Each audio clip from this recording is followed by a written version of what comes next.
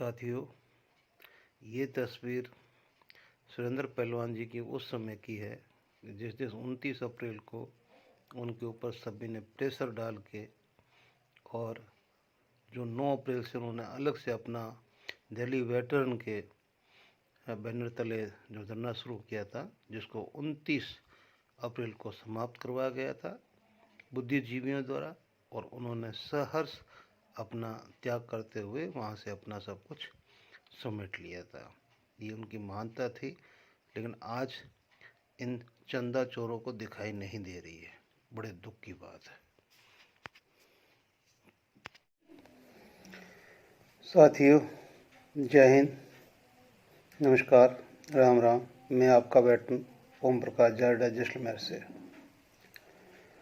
देख रहे हैं अभी पिछले 1-1.5 सप्ताह से अपने 3 तारीख की कॉल जो जंतर मंतर की है, बहुत एडवर्टाइजमेंट चल रही है। जैसे मैंने पीछे एक चुटकुला सुनाया था कि भाई आ जाओ इधर, तो ऐसा है।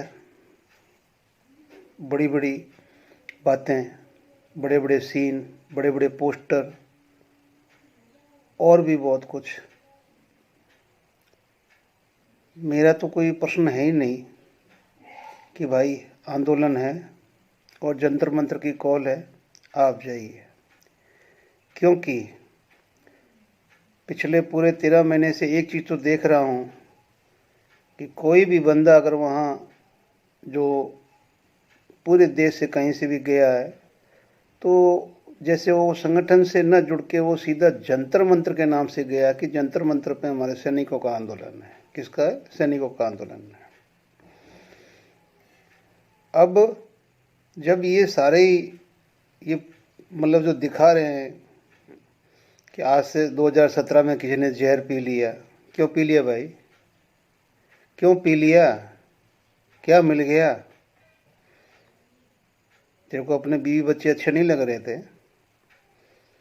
क्यों पिया वो मुझे पता है, क्योंकि तेरे को पिलाया गया। तू काइंड हार्ट है। वो बंदा जो हरपाल है बहुत काइंड हार्ट है, उसकी थिंकिंग ऐसी है। और इन लोगों ने चारों तरफ से चक दे फटे, चक दे फटे, चक दे फटे, जो जो उसमें चक दिए फटे, और आज वो खुद भोग रहा है। ठीक है ना? इस व्यक्ति को जब से पेंशन आया है, इसने 6 यूट्यूब चैनल चलाए थे, करते करते करते अभी 2 बचे हुए हैं। आगे कितने बचेंगे पता नहीं है। इसकी खुद की कभी भी बोलोगे भी दाढ़ी मेजर तेरी अपनी क्या है? सेना की जो तू बोल रहा है वो तो सारी झूठ है, क्योंकि तेरे साथ क्या होना था वो उन भले मानुषों को तू याद कर कि जिन्होंने तेरे को सुरक्षित बाहर निकाल कर ये जो 4 पैसे पेंशन के ले रहे हैं, और इस पेंशन से अभी 5 गुना तू अपना यूट्यूब से कमा रहा है। बस तेरी इतनी ही औकात है, यही हकीकत है। सिवाय तूने कहीं पर भी अगर तुझे बस में चढ़ना भी पड़ेगा तो लास्ट में तू चढ़ा है फ़ोटो खींचने के लिए, ताकि तू वो सीन लेके अपना वीडियो में डाल के अपनी टीआरपी ले सके। तो जब से साहब में गया तब से तेरा अपना एक कोई बता दे कि भी ये चीज़ तो मैंने जीती है। तेरे को बक बक बक बक बक बक बक बक वो नाई की कतरनी होती है ना, बस ये करना आता और कुछ नहीं आता है। अरे तेरे को शुद्ध हिंदी नहीं बोलनी आती है, ठीक है ना? जुडिशरी में इंग्लिश चलती है वो नहीं आती है। तेरे को हरियाणवी भी ढंग से नहीं बोलनी आती है, तेरे को पंजाबी नहीं आती है। बस जैसा तू परोस रहा है, मुझे तरस तो आता है उन लोगों के ऊपर जो सच जानते हुए एक तो इस तरफ हमारे चुप्पी मार के बैठे हुए हैं, क्योंकि उनको कोई मतलब नहीं है। आप बोल रहे हैं कपिल ऐसा बोल रहा है, आप मैं नाम लेके बोल रहा हूँ, बोलना चाहिए कपिल को। अरे अगले में हिम्मत थी, उसने सब कुछ अपने मुट्ठी में किया। साहब का को किया, ठीक है ना, सोशल मीडिया को किया, अपने चैनल को किया, सबको मतलब वो मोनोपोली से चलाया, ठीक है ना। तुम लोगों ने कभी अपनी सच्चाई बाहर आने नहीं दी। उसने अपने झूठ को भी सच बना के और उसको चला दिया, और वो चल गया, लाखों कमा रहा। तुम्हें क्या दुख हो रही है?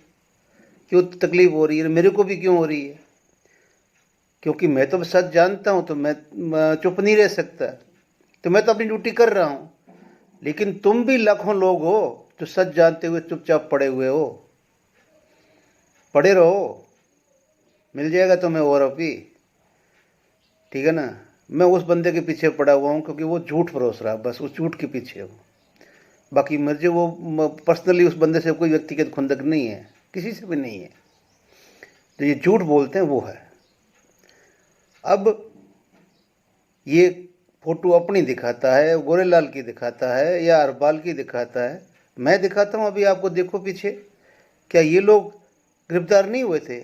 इनकी कभी क्लिप नहीं आई। 3 तारीख को बाकी लोग नहीं आएंगे, वो भी आएंगे ना, उनकी क्लिप तो नहीं आई। उन्हें बहुत सारे चेहरे ऐसे हैं, तुम 2-3 आदमी हो, बाकी कोई नहीं है। 4 आदमी गिरफ्तार हुए थे जब भी हुए, ठीक है ना। ये क्लिप देखो आगे, ठीक है ना। क्या ये गिरफ्तार नहीं हुए? इनकी तो कोई क्लिप नहीं आई। तो झूठ को झूठ कहना सीखो, कहो।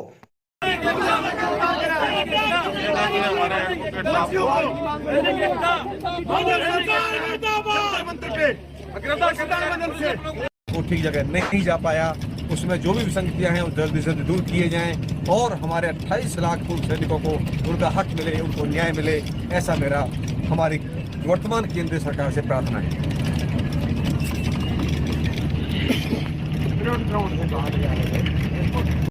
सैनिक एकता, सैनिक एकता, ये हमारे भाई पूरे सैनिक आप देख रहे हो।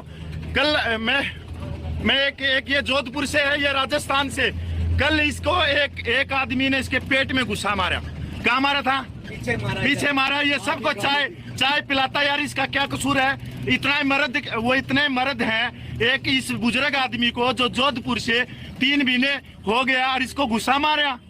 यार हम पहले से ही 4 बंदे थे वहाँ पे, हमने खुद बंदे कम किए। सर कल एक बुजुर्ग को गुस्सा मारा, डूडी को। शर्म आनी चाहिए। मैं कहूंगा कि वो अपने वो एक्सेस के नाम पर, वेटरन्स के नाम पर डब्बा है। अगर इस प्रकार का व्यवहार उन्होंने किया है ये बहुत निंदनीय है। उनको शर्म आनी चाहिए और पब्लिकली माफी मांगनी चाहिए कि इस प्रकार का दुर्व्यवहार जो उन्होंने किया हमारे पूर्व सैनिकों के साथ में अपनी राजनीतिक रोटियां सेकने के लिए, ये बहुत गलत बात। सर तू में हो जाए, सोबर हो जाए, पर ये गुस्सा मारना बुजुर्ग का। अगर उनको कोई हाथ उठा दिया होता, उनको उनके ऊपर मार पिटाई कर दिया होता, उनकी क्या इज्जत रहती? क्या इज्जत रहती? किसी भी राजनीतिक पार्टी का प्रधान बने हुए घूमते हैं और वो ऐसा व्यवहार यहाँ आकर के जनता मतलब करते हैं और पूर्व सैनिकों के साथ करते हैं जो बेचारे सेवा कर रहे हैं। यहाँ पर पूर्व सैनिकों की लड़ाई लड़ रहे हैं, उस सैनिकों के लिए सेवा कर रहे हैं, उस सैनिकों के साथ ऐसी बदतमीजी की है, हम इसका भरपूर घोर निंदा करते हैं। आज कहाँ है वो? आज कहाँ है जो कल प्रधान बोल रहे थे कि हम प्रधान हैं? आज आइए, आज आइए ना गिरफ्तारी के टाइम पे। आज ये कितने सैनिकों के लिए लड़ रहे हैं? ये पूरे का पूरे आप लोगों के लिए लड़ रहे हैं। वो आज कहाँ है जो कल आके बोल रहे थे, बड़े बड़े माइक पकड़ के, कि बोल रहे थे कि मोदी को उखाड़ देंगे।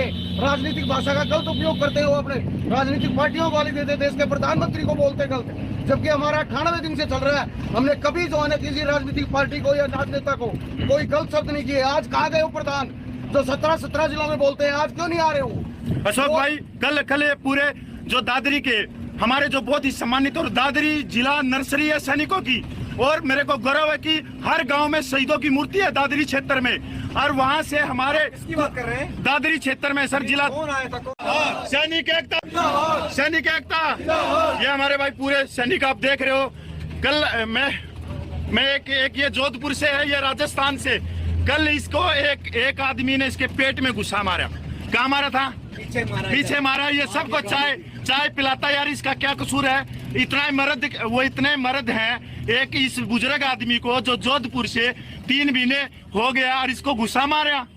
यार हम पहले से ही 4 बंदे थे वहाँ पे, हमने खुद बंदे कम किए। सर कल एक बुजुर्ग को गुस्सा मारा, डूडी को। शर्म आनी चाहिए। मैं कहूंगा कि वो अपने वो एक्सेस के नाम पर, वेटरन्स के नाम पर डब्बा है। अगर इस प्रकार का व्यवहार उन्होंने किया है ये बहुत निंदनीय है। उनको शर्म आनी चाहिए और पब्लिकली माफी मांगनी चाहिए कि इस प्रकार का दुर्व्यवहार जो उन्होंने किया हमारे पूर्व सैनिकों के साथ में अपनी राजनीतिक रोटियां सेकने के लिए, ये बहुत गलत बात। सर तू में हो जाए, सोबर हो जाए, पर ये गुस्सा मारना बुजुर्ग का।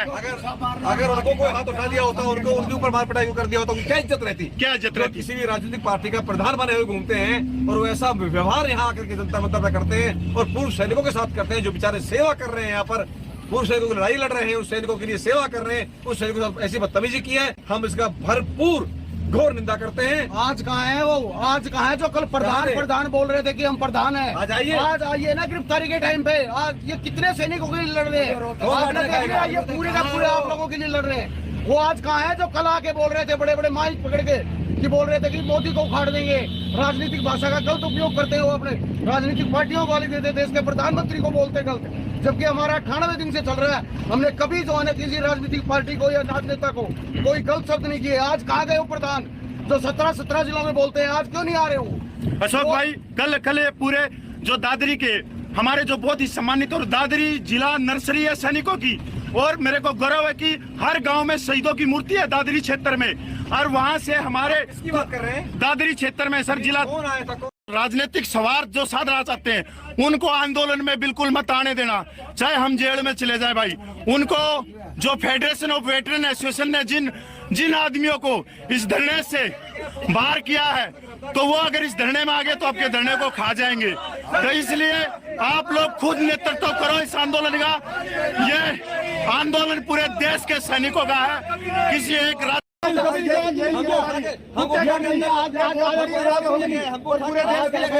दिल्ली में पूछेंगे तो यहाँ से डिटेन क्यों किया गया? ये पूरे सैनिक आएंगे। ये बहुत बड़ी कॉल होगी।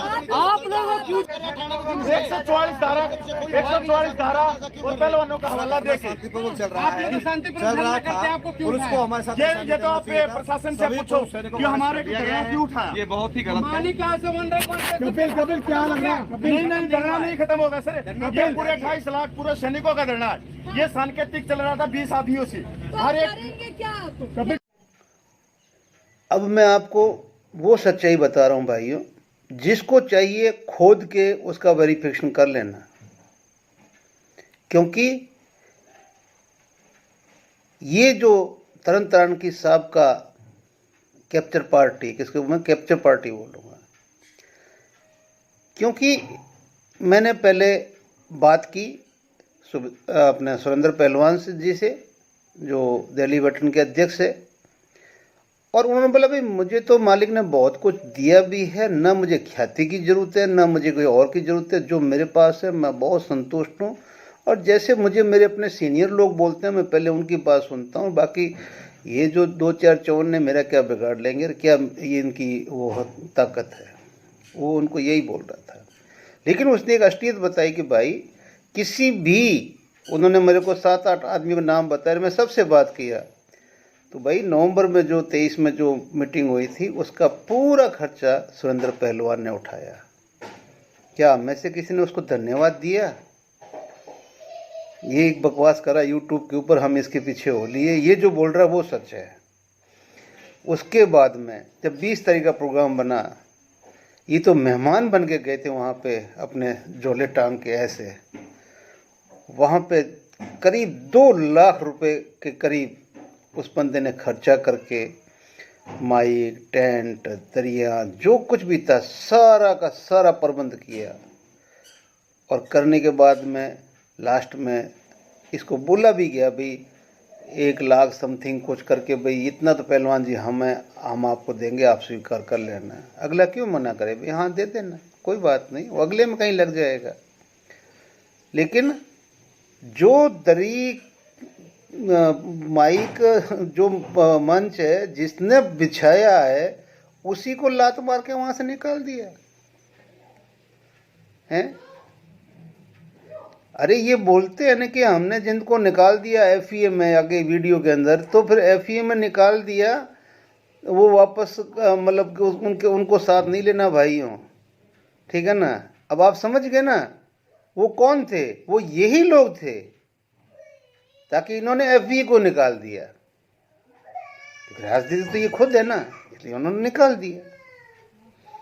अब नकली एफईए के मालिक भी बने हुए हैं, और देश पूरा एफईए अध्यक्ष अर्जुन सिंह को जानता है, ठीक है ना, इनको कुत्ता नहीं जानता। जब ये 9 अप्रैल की घटना हुई, ठीक है ना, मैंने इस बारे में अर्जुन सिंह से भी बात की थी साहब से कि भाई साहब ये आपको कुछ पहलवान जी का, इसका जो दाढ़ी मेजर का कुछ हुआ था पता है? तो उन्होंने तो एक बात में ख़त्म की, साहब आप उस बात को छोड़ दो, उस टाइम ये शिकारी थे, हम शिकार हुए, मैं तो जयपुर से जाके शिकार हुआ, लेकिन वो जो पहलवान जी है वो सब कुछ जानते हुए भी वो दिल्ली से वो इनका शिकार हो गया, जानते हुए भी, क्योंकि वो भी जितना वो अपने हिसाब से आप देखते हो चलते फिरते उनको बोलते वो मस्त मौला रहते हैं हमेशा ही, वो कभी नुकसान की वो यहाँ शिकार नहीं लेके आते हैं। मैं उनसे व्यक्तिगत नहीं मिला हूँ, लेकिन जितनी बार मेरी बात हुई है, 19 मार्च का इनका आपस में झगड़ा होने वाला था, जहाँ इनकी मीटिंग हुई थी, संयुक्त मोर्चा बनने वाला था, ठीक है ना। तब मुझे सुरेश नारा साहब याद आते हैं कि जिन्होंने बहुत एडवर्टाइजमेंट की थी इस 20 तारीख की, हर दिन उसने 10-10 पोस्ट डाली है सुरेश नारा ने, तो उसका कोई कम योगदान नहीं है 20 तारीख को लोगों को इकट्ठा करने के लिए। लेकिन आज वो कहीं नज़र नहीं आता है। तो मैंने सुरेश नारा साहब को फ़ोन किया था कि ये घटना घटेगी तो साहब आपको इनके बीच में कैसे भी मैनेज करना है, तो उन लोगों ने मिलकर 19 को तो मैनेज कर लिया था और इनको एक मंच पे रहने दिया। लेकिन उसके बाद में ये फ़ोटो दिखा के पहलवान जी को बाहर करा। और फोटो तो तेरा भी बीजेपी के कितने लोगों के साथ में, रक्षा मंत्री के साथ में, तेरे को कोई बाहर क्यों नहीं करता भाई? तो मिला हुआ ना बीजेपी से? नहीं मिला हुआ क्या? एजेंडा चला रहा है ना, ठीक है ना। जो पुलिस जवानों का क्या हाल करती है, बाकी का, ठीक है ना, ओल्ड पेंशनर का क्या हाल करती है, पहलवानों में औरतों का क्या हाल करती है, किसानों का क्या हाल करती है, ठीक है ना, वो तुम्हारे को एक डीसी बैठ के अपने ऑफिस में चाय पिला रहे, तो क्या हम समझ नहीं, हम क्या अनाज से अब ऐसे बैठे हुए हैं क्या? हम अनाज नहीं खाते हैं क्या? अरे भाई तुम जिस समुद्र में किनारे बैठ के पानी पीता ना, उस समुद्र में हम तैरते हैं, ठीक है ना। तू जितनी झूठ बोलता जा, आखिर रहना क्या है? चिंगारी हमेशा जो आग की होती है वो सच में होती है, सच कभी भी बुझता नहीं है, वो उसकी लो हमेशा, तुम 50 उसके ऊपर लिहाफ डाल दो। अब आते हैं इसके ऊपर, तो ये जो पहलवान जी का सब कुछ किए किराए के ऊपर उन्होंने कब्जा किया, उसके बाद में उन्होंने 9 मार्च से लेके और 29 मार्च तक उन्होंने अपना अलग वहाँ पे धरना चलाया। लेकिन उस धरने को भी बंद कराने के लिए आप उनके खुद के मुंह से सुनिए कि किस तरह से लोगों ने बोला, और उन्होंने अपने जितने भी बुजुर्ग साथी थे उनकी बात को मानते हुए सलूट करके चुपचाप अपने 30-40 साथियों को लेकर चल दिए और अपनी ऑफिस में जाके उन्होंने अपनी बाइट दी।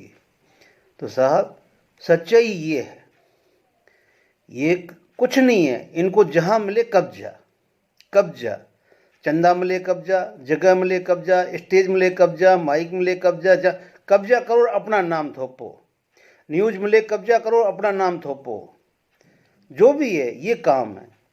सिवाय इनको मैं बोलता हूँ एक पैसे को छोड़ के बाकी इनका कोई ऑब्जेक्ट नहीं है सैनिक हितों में। अगर हो जाए और ये कुछ कर ले तो ज़िंदगी में कभी हमसे बात करना। और जो सच्चे लड़ रहे हैं ना, उनको वो अभी आप लोगों को नज़र नहीं आ रहे हैं, क्यों कि आप अब ऐसे भंवर जाल में घुस गए हैं, वहाँ से निकलना अभी आपके बस की बात नहीं है। तो ये वीडियो काफ़ी लंबा है और मैं आपसे रिक्वेस्ट करूंगा कि आप सारे देखें ज़रूर इस वीडियो को, ताकि आपको सच्चाई का पता चले। जय हिंद, जय भारत। जय हिंद। मैं सुरेंद्र पहलवान, दिल्ली बैटल्स का अध्यक्ष हूँ। जैसा कि मेरे सभी फौजी भाइयों को मालूम है, 20 फरवरी से जंतर मंतर पर धरना प्रदर्शन चल रहा है। कुछ सर्कमस्टांसेस इस तरीके से बदले, 9 अप्रैल को जंतर मंतर पर 2 गुट पड़ गए। ना हम हटने को तैयार, ना वे हटने को तैयार, और धरना स्टार्ट हो गया।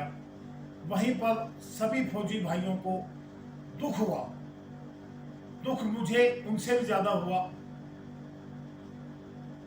लेकिन सर्कमस्टांसेस इस तरीके से बदलेंगे इसकी हमने कल्पना भी नहीं की थी।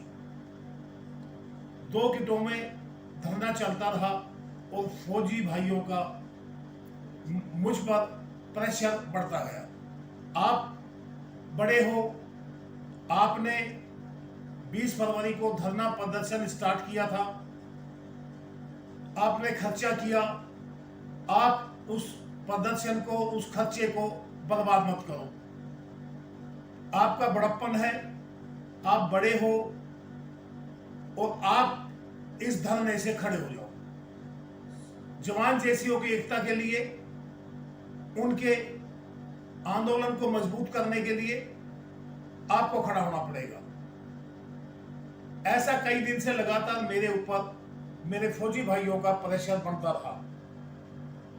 आज सुबह जब हम धरने में बैठे, लगभग हमारे दिल्ली वेटरन्स के 70 से 80 पूर्व सैनिक वहां धरने पर मौजूद थे।